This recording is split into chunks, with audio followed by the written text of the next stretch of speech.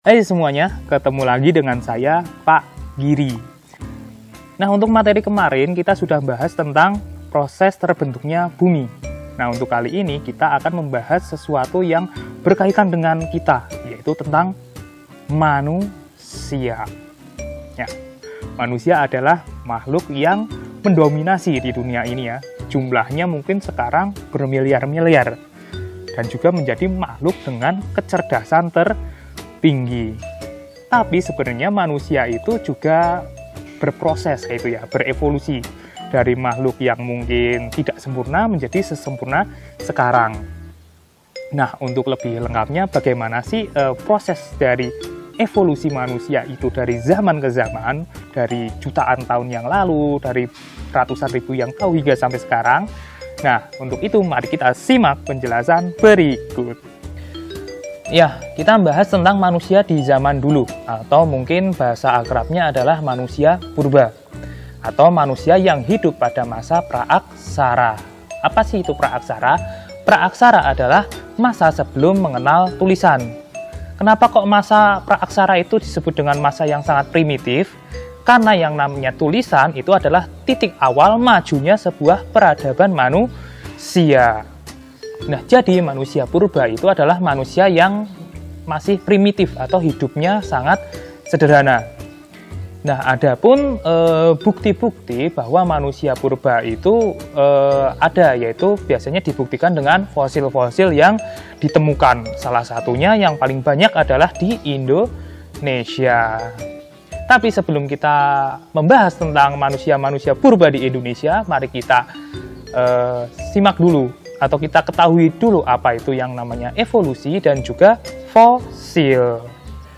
Nah, apa itu sih evolusi? Evolusi adalah perubahan makhluk hidup yang berlangsung lama atau lambat dari bentuk yang sederhana ke bentuk yang kompleks atau rumit kayak sekarang. Contohnya seperti materi kemarin, makhluk hidup itu berawal dari makhluk hidup bersel satu, terus berkembang ke makhluk hidup yang bersel banyak. Sama seperti manusia juga, yaitu dulu bentuknya sederhana, menyerupai primata, terus menjadi sempurna seperti sekarang. Terus keberadaannya tadi dibuktikan dengan fosil. Nah, fosil itu apa sih? Fosil adalah sisa-sisa makhluk hidup yang sudah membatu karena bercampur dengan mineral-mineral yang ada di tanah. Seperti itu. Jadi bukan tulang. Jadi fosil itu sudah seperti batu. Nah, dari fosil-fosil itulah para ilmuwan bisa merekonstruksi bagaimana bentuk manusia purba di zaman dulu. Kayak gitu ya. Nah, terus bagaimana sih bentuk manusia purba di Indonesia pada zaman dulu berdasarkan temuan fosil-fosil yang ada di Indonesia? Nah, untuk yang pertama, mari kita bahas bentuk manusia purba atau jenis manusia purba pertama di Indonesia. Nah, yang pertama ada Meganthropus paleojavanicus. Nah, fosil ini ditemukan oleh ilmuwan bernama Van Koningswolde. Nah, penemuannya itu hanya berbentuk rahang dan juga tengkorak kepala.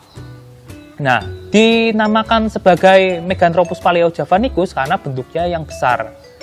Nah, mega itu berarti besar dan tropus itu berarti manusia yang besar. Nah, ciri-cirinya bagaimana sih? Nah, untuk lebih jelasnya mari kita simak ciri-cirinya.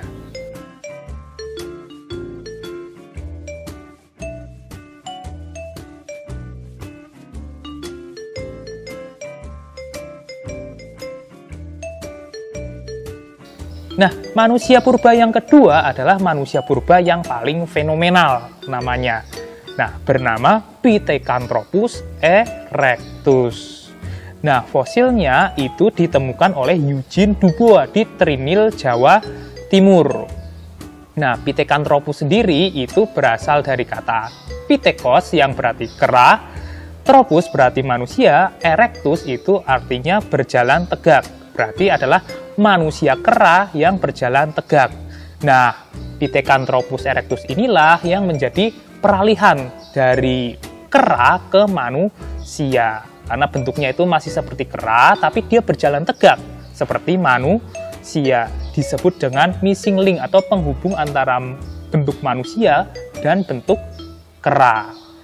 Terus ciri-cirinya bagaimana sih? Untuk ciri-cirinya mari kita simak penjelasan berikut.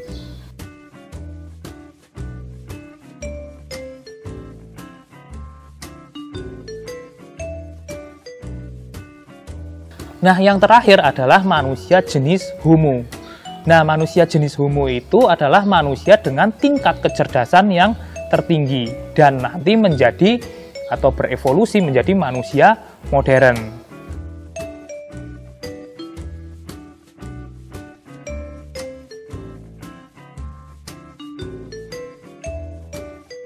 Homo yang paling modern adalah Homo sapiens. Terus manusia Homo yang ada di Indonesia juga ada. Yang pertama adalah Homo soloensis yang fosilnya itu ditemukan di Solo, Homo wajakensis, terus ada Homo floresiensis atau manusia liang buah. Nah, sekian untuk materi pada hari ini, dan seperti biasa ada pertanyaan untuk kalian. Pertanyaannya adalah jelaskan ciri-ciri dari Pithecanthropus erectus. Nah, seperti biasa, isi jawaban itu di persensi. Terus saya ucapkan semangat kalian yang masih PJJ, dan juga akhir kata saya ucapkan selamat tinggal atau ciao.